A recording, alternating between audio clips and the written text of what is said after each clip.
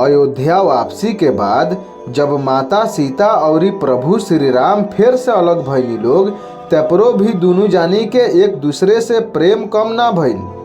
माता सीता कुटिया में रहे चल गईली आ प्रभु श्री राम महल में ही सभी सुख सुविधा छोड़ के रहे लगनी।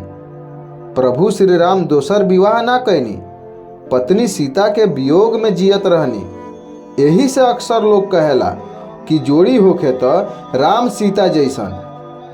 हर पति पत्नी के प्रभु श्री राम और माता सीता के रिश्ता से सीख लेवे के चाही कि हर परिस्थिति में एक दूसरा के साथ देवे के चाही। वनवास के समय माता सीता प्रभु श्री राम जी के साथ दिले रहली आ रावण द्वारा हरण के बाद भी प्रभु श्री राम पत्नी सीता के वापस लियावे खातिर डटल रहनी। विपरीत परिस्थिति में भी वो लोग एक दूसरा के साथ नहीं के छोड़ले। बुरा से बुरा हालत में दोनों जानी एक दूसरा पर विश्वास बनैले रहे। रिश्ता के बीच पद और पैसा ना आवे के चाही। खुशहाल जिंदगी गुजारे के बा तो एक दूसरा पर भरोसा कईल बहुत जरूरी बा। पति पत्नी के अटूट रिश्ता होला।